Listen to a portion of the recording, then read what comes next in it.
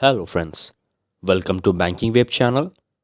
यहाँ आपको मिलती है बैंकिंग में होने वाली डेवलपमेंट की सारी खबरें। फ्रेंड्स, बहुत बड़ा दिन पार हुआ है 1 जुलाई 2022 को। जैसा कि हम सब जानते हैं कि 27 जून 2022 को स्ट्राइक कॉल दिया गया था regarding 5 days banking, pension updation and residual issues. Friends, वो स्ट्राइक को डिफर्ड किया गया था कॉन्सलेशन मीटिंग में और ये तय किया गया था कि 1 जुलाई को मीटिंग की जाएगी। फ्रेंड्स, 1 जुलाई 2022 को आईबीए के ऑफिस में मीटिंग हुई और जिसका सर्कुलर और अपडेट आज 3 जुलाई को हमें प्राप्त हुआ। फ्रेंड्स, बहुत सारे WhatsApp status, WhatsApp messages, Facebook messages में हमने देखा कि 5 डेज बैंकिंग को आईबीए ने अप्रूव कर लिया है, बस फर्स्ट सैटरडे ऑफ नहीं रहेगा। तो फ्रेंड्स, ये सब फेक मैसेजेस थे। जो रियल सर्कुलर आउट हुआ है वो आज है और आप इस वीडियो पे देख सकते हैं कि क्या क्या लिखा है यूनियंस ने। इसमें क्लियरली लिखा गया है कि 21 और 23 जून को जो सीएलसी में मीटिंग हुआ उसमें आईबीए से डिमांड किया गया था कि आप एक स्टेटमेंट ऑफ इंटेंट दें ताकि लॉन्ग पेंडिंग इश्यूज़ क्लियर हो। इसके बाद ही आईबीए ने एग्री किया था कि 1 जुलाई से वो नेगोशिएशन के लिए शुरू करेगी रिगार्डिंग रेसिडुअल इश्यूज़। इसी कारण से 1 जुलाई को जो मीटिंग हुई उसमें आईबीए की एंटायर मैनेजमेंट मीटिंग में बैठी थी। जैसा कि आप देख सकते हैं, एमवी राव जी जो कि चेयरमैन है आईबीए नेगोशिएशन कमेटी के, उन्होंने हेड किया इसे। इसके अलावा बैंक ऑफ बड़ौदा की ईडी, कैनरा बैंक के ED, union bank of India के एचआरसीजीएम, बैंक ऑफ इंडिया के एचआरसीजीएम, पीएनबी के एचआरसीजीएम, मनीष कुमार जी जो यूको बैंक के एचआरजीएम हैं, उसके अलावा एसबीआई के डीजीएम भी इसमें बैठे थे।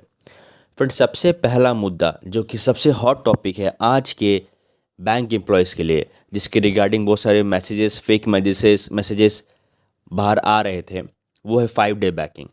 तो फ्रेंड्स, हमें इसमें ये पता चलेगा कि 5 डेज़ बैंकिंग में क्या क्या इंप्रूवमेंट हुई पिछले मीटिंग में और हम क्या एक्सपेक्ट कर सकते हैं होने का। फ्रेंड्स, इसमें यूएबीयू ने लिखा है कि उन्होंने अपना डिमांड्स रिगार्डिंग 5 डे बैंकिंग को एक्सप्लेन किया अच्छी तरह से आईबीए के सामने। उसके बाद इसकी क्या इम्पैक्ट होगी कैश ट्रांजैक्शन आवर्स पे, बैंकिंग आवर्स पे एंड टोटल वर्किंग आवर्स पे, उसके बारे में डिस्कशन हुआ। इसके बाद आईबीए ने अपने तरफ से कहा कि जो जस्टिफिकेशन यूएफबीयू दे रही है वो काफ़ी नहीं है और इसके लिए और भी उन्हें चर्चा करनी होगी ताकि वो अपने हायर अथॉरिटीज़ यानी government of India, RBI, stakeholder से इसके बारे डिस्कशन कर सके। तो इसके कारण 5 डेज़ बैंकिंग पे और जस्टिफिकेशन नहीं देने पे ये मैटर अब अगले मीटिंग पे आगे डिस्कस होगी। फ्रेंड्स, इसके बाद जो सेकंड सबसे बड़ा मुद्दा है पेंशन अपडेशन का, जो हमारे सारे रिटायर्ड एम्प्लॉयज़ इतने सालों से वेट कर रहे हैं, उसके बारे क्या अपडेट हुई है मैं आपको बताता हूँ। आईबीए ने कहा कि पेंशन अपडेशन के लिए एडिशनल कॉस्ट लगेगा फंडिंग के लिए, पे आउट के लिए, इसलिए इसका जो कॉस्ट एस्पेक्ट है उसको माइंड पे रखते हुए डिस्कशन को आगे बढ़ाना है। आईबीए ने यह भी पॉइंट आउट किया है कि हर साल बैंक्स एडिशनल प्रोविज़न करती है regarding shortfall in the pension fund.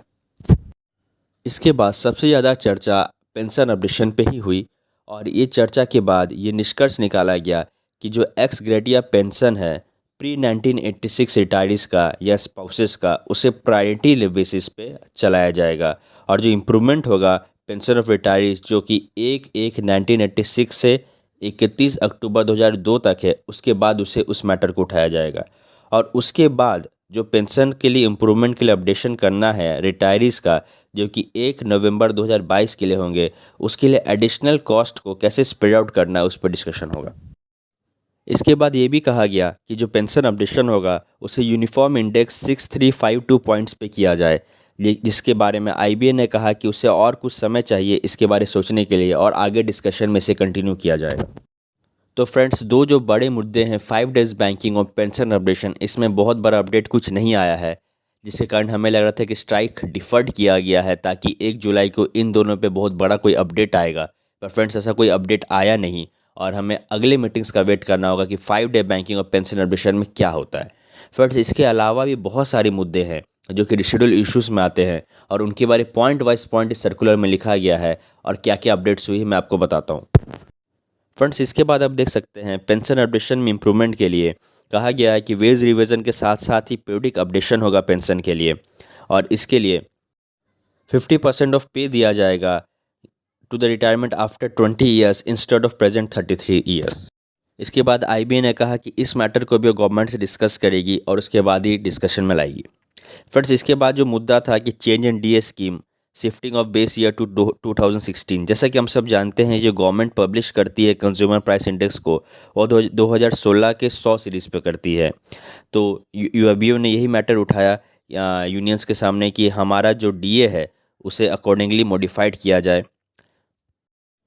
पर इस मुद्दे में आईबीए ने क्लियरली कहा कि ये इशू को इन्फॉर्म कर दिया गया है, वर्कड आउट होगा, लेकिन नेक्स्ट वेज रिवीजन में। यानी फ्रेंड्स, डीए का जो मैटर है, डीए स्कीम को जो चेंज करना है, शिफ्टिंग ऑफ बेस ईयर, ये अगला बाइपार्टाइट सेटलमेंट जो कि 1 नवंबर 2022 से लागू होना है, उस पर डिस्कशन होगा इसका। इसके अलावा फ्रेंड्स, एक मुद्दा है स्टाफ वेलफेयर फंड का एलोकेशन के लिए, और उसके लिए कहा गया है कि स्टाफ वेलफेयर फंड जो एट प्रेजेंट नेट प्रॉफिट में दिया जाता है उसे ऑपरेटिंग प्रॉफिट में दिया जाए। तो आईबीए ने इसमें कहा कि वो ये मैटर को ऑलरेडी गवर्नमेंट तक पहुंचा चुकी है और जो भी फर्दर फॉलोअप या अपडेट आएगी वो यूनियंस को बताएगी। इसके अलावा 2-3 ऐसे मुद्दे भी हैं फ्रेंड्स, जैसे कि increase in convenience allowance for employees with disabilities, या फिर special allowance to be paid in north east Sikkim, Jammu and Kashmir, Himachal Pradesh as is paid to government employees etcetera. तो फ्रेंड्स, इन मुद्दों पे भी चर्चाएं हुई यूएफबी और आईबीए के द्वारा, आईबीए के बीच, और आईबीए ने कहा कि इन सब मैटर के लिए उसे गवर्नमेंट से नेसेसरी अप्रूवल लेना होगा और उसके बाद ही जो कॉस्ट इम्प्लीकेशन होगा उसके बारे आईबीए आगे चर्चा में ला पाएगी काम। इसके बाद यूएफबी ने एक मुद्दा उठाया कि कुछ बैंक्स जो है वो कुछ क्लैरिफिकेशन चाहती है रिगार्डिंग जॉइंट नोट या बाइपार्टाइट सेटलमेंट जो साइन हुआ है। इसके बारे में आईबीए ने कहा कि एक एफएक्यू जल्दी रिलीज़ किया जाएगा रिगार्डिंग दिस। इसके बाद इसमें जो मुद्दा मेंशन्ड है फ्रेंड्स, वो है medical insurance scheme of retirees और उनका जो प्रीमियम है रिडक्शन के लिए। फ्रेंड्स, इसके बाद जो मुद्दे उठाए गए हैं, जैसे कि uniform banking business hours in branches, जैसा कि हम सब जानते हैं रेसिडुअल इश्यूज़ का भी एक पार्ट है। उसके बाद इनकम टैक्स में रिटायरमेंट के लिए एग्जम्पशन, फिर पीएलआई के लिए यूनिफॉर्म गाइडलाइंस देना, फिर ऑफिशियल ऑर्गेनाइजेशन का कुछ पेंडिंग इश्यूज़ है जैसे कि LFC, child care leave etcetera, इन सब मुद्दों पर बात हुई। तो फ्रेंड्स, आप लास्ट में देख सकते हैं कि इसमें क्लियरली लिखा गया है यूएफबीओ के द्वारा कि जो इश्यूज़ है उसे एक logical conclusion with in a specified time के लिए अब नेक्स्ट राउंड में मीटिंग में बात की जाएगी, जो कि बहुत शॉर्टली डिसाइड किया जाएगा। पर फ्रेंड्स, देखने वाली बात यहाँ पे ये है कि जब 27 जून 2022 को स्ट्राइक डिफर्ड किया गया था, तो ये अनुमान लगाया जा रहा था कि 1 जुलाई 2022 की मीटिंग में बैंकर्स को कोई तोहफा मिलेगा आईबीए के द्वारा रिगार्डिंग ये सब इश्यूज़ पर आप देख सकते हैं आईबीए ने किसी भी मुद्दे पे अपना स्टैंड नहीं दिखाया है और सारे मुद्दों को उन्होंने कहा है कि वो अपने गवर्नमेंट से या फिर स्टेक होल्डर से परमिशन लेके ही आगे बताइए। तो फ्रेंड्स, अब हमें अगले मीटिंग का वेट करना होगा कि क्या अपडेट इन सब मुद्दों पे आता है। तो फ्रेंड्स, अगर अभी तक अपने चैनल को सब्सक्राइब नहीं किया तो कर ले, इसी तरह की इम्प्रूवमेंट आगे पाने के लिए। Thank you.